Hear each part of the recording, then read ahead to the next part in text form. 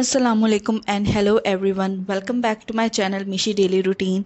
तो आज जी मैं फिर से हाजिर हो गई हूँ आपके पास बहुत ही शानदार और अमेजिंग से टिप्स एंड ट्रिक्स लेके। तो चलिए स्टार्ट करते हैं वीडियो को और जानते हैं कि ये टिप्स और ट्रिक्स क्या हैं। अच्छा जी, हम सबके घरों में ऐसा रैक तो ज़रूर मौजूद होता है जिसके अंदर हम प्याज, लहसुन, आलू या कोई भी फ्रूट्स को रखते हैं।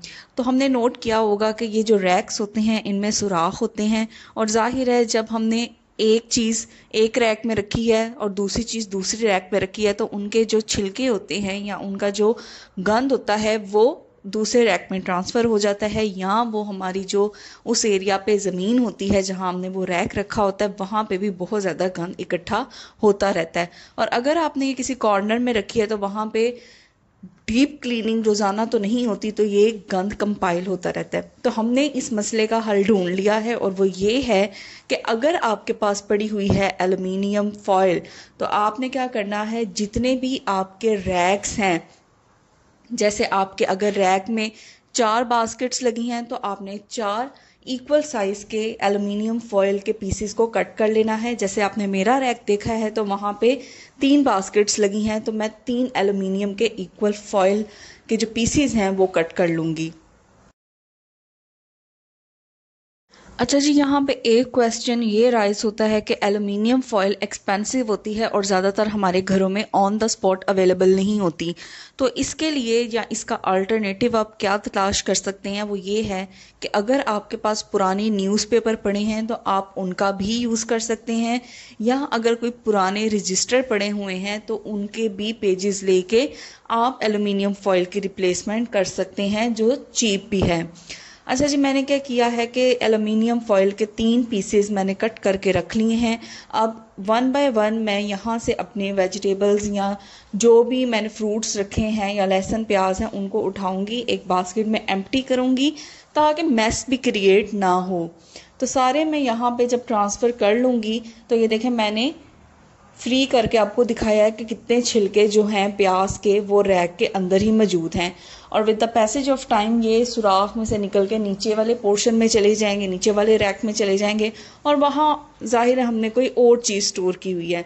तो जस्ट बस मैंने क्या किया है, इसको रैक के अंदर रखा है और हल्के हाथों से इसे प्रेस कर लेना है ताकि ये जो रैक की बाउंड्री है या जिस शेप का भी आपका रैक है वहाँ पे जाके ये स्टिक कर जाए एल्युमिनियम फॉयल।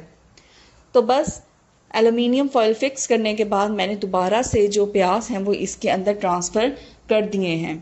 एक तो इसकी लुक बहुत अच्छी आ जाएगी और दूसरा रिज़ल्ट आप खुद देखेंगे कि जो मैस पहले क्रिएट हो रहा था वो बहुत हद तक इससे रिड्यूस हो जाएगा। तो इसी तरीके से जैसे नीचे वाले रैक में आप देख रहे हैं यहाँ पे बनानास और पोटैटोज इकट्ठे पड़े हुए हैं, तो मैं इनको सेपरेट सेपरेट प्लेस कर दूंगी एल्युमिनियम फॉयल लगा के। तो अब आपने देखा एक तो इनकी लुक कितनी अच्छी हो गई है, और एल्युमिनियम फॉयल लगने से एक रैक का गंद दूसरे रैक के अंदर ट्रांसफ़र नहीं होगा और जो उस एरिया की ज़मीन है वहाँ पे भी मैस क्रिएट नहीं होगा। तो चलते हैं नेक्स्ट टिप की तरफ। ये टिप भी एल्युमिनियम फॉयल से रिलेटेड है, लेकिन यहाँ पे आपको बहुत ज़्यादा एल्युमिनियम फॉयल रिक्वायर नहीं है। अगर आपके पास थोड़ा सा भी पीस एल्युमिनियम फॉयल का पड़ा हुआ है तो आप ये ट्रिक अपना सकते हैं। हमारे घर में ऐसी बहुत सी सीजर्स होती हैं जिनकी शार्पनेस यूज़ करने के साथ साथ एक अरसे बाद डल हो जाती है और वो बहुत ईजिली कपड़ा या कोई भी चीज़ को कट नहीं कर पाती। तो आपने क्या करना है, अगर आपके पास एल्युमिनियम फॉयल का एक छोटा सा पीस पड़ा हुआ है तो आपने वो ले लेना है और जस्ट उसको आपने उस सीजर से कट करना है जिसके ब्लेड्स डल हो गए हैं और वो अच्छी तरह से कटिंग नहीं कर पाती। तो बस आपने क्या करना है, एल्युमिनियम फॉयल को उस सीजर के साथ, उस कैंची के साथ काटते जाना है। तो आप देखेंगे कि इसकी जो डलनेस है वो ख़त्म हो जाएगी और ये बहुत अच्छी तरह से कोई भी कागज़, कोई भी कपड़ा बहुत अच्छे तरीके से ये कट कर लेगी। तो ये देख लें मेरे पास 2 सीजर्स थी और दोनों की जो ब्लेड्स हैं वो बहुत डल हो चुके थे और अच्छी तरह से कट नहीं कर पा रहे थे, तो मैंने दोनों को एल्युमिनियम फॉयल यूज़ करके इनके ब्लेड्स को शार्प किया है। ये बहुत ही काम का टिप है और आप खुद ये आजमाएंगे और ख़ुद ये नोट करेंगे कितने अच्छे तरीके से आपकी जो सीजर्स के ब्लेड्स हैं वो एल्युमिनियम फॉइल की वजह से शार्प हो जाएंगे। तो ज़रूर इस ट्रिक को फॉलो कीजिएगा, ये आपको ज़रूर बेनिफिट देगा। तो चलते हैं जी नेक्स्ट टिप की तरफ। अच्छा जी, ये टिप या ट्रिक आप जानेंगे ना तो आप कहेंगे कि आपकी लाइफ आसान हो गई है। तो ये टिप क्या है, आपके सामने मैंने ले लिया है एक लेमन और 8 अदद मैंने ले लिए हैं लौंग। हमारे घरों में क्या होता है कि ज़्यादातर किचन में या किसी भी एरिया में मक्खियाँ या कीड़े बहुत ज़्यादा आते हैं। ख़ास करके किचन के अंदर तो हमने कुकिंग का सामान रखा होता है और वहाँ पे कीड़ों का या मक्खियों का आना मुनासिब तो बिल्कुल भी नहीं लगता। तो इसी चीज़ को कम करने के लिए, मक्खियों को या कीड़ों को भगाने के लिए बहुत ही अमेजिंग ये टिप है। आपने बस ले लेना है एक लेमन और उसको आपने 2 इक्वल पार्ट्स में कट कर लेना है। अब आपने क्या करना है, मैंने यहाँ पे लिए हैं 8 लौंग, तो 4 लौंग मैं एक पीस के अंदर इस तरह से अटैच कर दूंगी जिस तरह मैं आपके सामने कर रही हूँ, और जो 4 लौंग हैं वो मैं दूसरे लेमन के पीस के अंदर अटैच कर दूंगी। एक तो जो लेमन की स्मेल होती है या लौंग की स्मेल होती है, उससे आपका किचन या जिस एरिया में या जिस कमरे में आप चाहते हैं या पूरे घर में अगर आप चाहते हैं कि मक्खियाँ या कीड़े ना आए, वहाँ पे जब आप इसे रखेंगे, एक तो इसकी खुशबू बहुत अच्छी आएगी लेमन की, और दूसरा ये होगा कि ये जो लौंग है और लेमन है इनकी स्मेल मक्खियों को और कीड़ों को बिल्कुल भी पसंद नहीं होती। तो आप कमरे के जिस भी कॉर्नर में रखेंगे वहाँ पे कीड़े और मक्खियाँ नहीं आएंगे। तो मैंने ये देखे यहाँ पे रख दिए हैं, किचन के 2 कॉर्नर्स में रखूँगी। एक पीस मैंने उस कॉर्नर में रख दिया है और एक पीस मैंने यहाँ पे रख दिया है। तो इसका फ़ायदा ये होगा, एक तो किचन से महक आती रहेगी लेमन की, और दूसरा कीड़ों को ये नापसंद होती है लेमन और लौंग की स्मेल, तो जिसकी वजह से आपका किचन या आपका घर का कोई भी कमरा कीड़ों से और मक्खियों से महफूज रहेगा। तो ये टिप भी आपने ज़रूर फॉलो करनी है। तो चलते हैं ऐसी ही शानदार कोई नेक्स्ट टिप देख लेते हैं। अच्छा जी, बर्तनों की धुलाई तो हर फीमेल की ज़िंदगी का एक अहम हिस्सा है, या समझ लें कि एक लाजमी हिस्सा है, जहाँ पे हम अपने घर की, अपने किचन की बहुत ज़्यादा केयर करते हैं, सफाई रखते हैं। वहाँ पे हम ये चीज़ भूल जाते हैं कि इन चीज़ों की केयर करते हुए या सफाई करते हुए हमें अपनी भी केयर करनी चाहिए। तो ये चीज़ अक्सर हम भूल जाते हैं।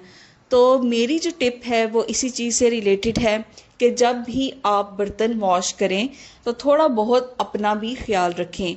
तो यहाँ पे मैं जो टिप देने जा रही हूँ वो ये है कि जब भी आप बर्तन वॉश करें, आपके किचन में मौजूद जो किचन टॉवल है, जो आप शेल्फ्स वगैरह को साफ़ करने के लिए यूज़ करते हैं, आपने सिंक के उस एरिया में इसको फैला देना है जहाँ पे खड़े होके आप बर्तनों को धोते हैं। इसके बाद जब आप टूटी खोलेंगे, बर्तन धोएंगे, तो आप ये फील करेंगे कि ना ही पानी की छींटें या सर्फ की छींटें आपके कपड़ों पे नहीं पड़ेंगी। तो जहाँ हम इतनी केयर करते हैं अपने घर को सजाने में, अपने किचन को क्लीन करने में, तो वहाँ पे थोड़े बहुत हमें अपनी भी केयर करनी चाहिए। तो आप ये फील करेंगे कि जस्ट एक किचन टॉवल से आपके कपड़े कैसे बच जाएंगे। और साथ ही साथ जो सिंक का ये एरिया होता है जहाँ पे हम खड़े होके बर्तनों को वॉश करते हैं, यानी जो ज़मीन वाला एरिया होता है, वहाँ पे भी पानी के छींटे नहीं गिरेंगे और वो भी नीट एंड क्लीन रहेगा। तो जस्ट एक किचन टॉवल से देखें, आपने खुद को भी सेव कर लिया, अपने कपड़ों को भी, और जिस फ्लोर पे आपने खड़े होके वॉश करने हैं बर्तन, उस एरिया में भी गंद नहीं पड़ेगा या पानी नहीं गिरेगा। अच्छा, नेक्स्ट टिप भी बहुत अमेजिंग है। आप ये देख रहे हैं मेरे सामने पड़ा हुआ है रैक। तो ये रैक मैंने लिया है होम बुक से। अगर आप पाकिस्तान में हैं या कहीं और से देख रहे हैं तो ऐसे के रैक्स आपको मिल जाएंगे जो होम वाली शॉप्स होती हैं या बर्तनों वाली शॉप्स होती हैं, वहाँ से आपको इजीली मिल जाएंगे। अच्छा, मैं आपको इसका ना बहुत ही अमेजिंग यूज़ दिखाने लगी हूँ। हमारे घरों में किचन में जो काउंटर्स होते हैं, बेसिकली क्या होता है कि जब वहाँ पे हमने ये देखे, मैंने आपके सामने रख दिए हैं 3 अदर बाउल्स, उसके ऊपर कितनी स्पेस खाली है। अब मैं यहाँ पे कुछ और रख नहीं सकती, लेकिन स्पेस तो बहुत ज़्यादा पड़ी हुई है, तो ये रैक यहाँ पे काम आएंगे। मैं क्या करूँगी कि इन बाउल्स को यहाँ से हटा दूँगी और सबसे पहले यहाँ पे मैं रखूँगी रैक जो मैंने परचेज़ किया है। तो देखें यहाँ पे मैंने रैक एडजस्ट कर लिया ना। अब मेरे पास दो स्पेसेस बन गई हैं, दो आप समझ लें कॉर्नर्स बन गए हैं, एक रैक के नीचे और एक रैक के ऊपर। तो जो शीशे वाले बाउल्स हैं वो मैंने रैक के नीचे इस तरह से एडजस्ट कर दिए हैं। अब ऊपर आप देख सकते हैं जो स्पेस पहले यूटिलाइज नहीं हो रही थी वहां पे मैंने जो प्लेट्स का एक सेट है वो पूरा एडजस्ट कर दिया है। तो है ना ये अमेजिंग सी चीज़ कि आपने किस तरह से काउंटर की जो स्पेस है उसको यूटिलाइज किया है। ये आपके सामने है, 7 पीस के देखे मैंने रैक रखा हुआ है और कितने ज़्यादा बर्तन यहाँ पे एडजस्ट हो गए हैं एक ही साथ। अच्छा, ये तो था इसका काउंटर्स के अंदर यूज़। अब जो इसका यूज़ मैं आपको दिखाने लगी हूँ वो है शेल्फ्स के ऊपर, यानी जो हमारे किचन में काउंटर टॉप्स होते हैं या शेल्फ्स होते हैं वहाँ पे भी आप इनका बहुत ही अमेजिंग यूज़ कर सकते हैं।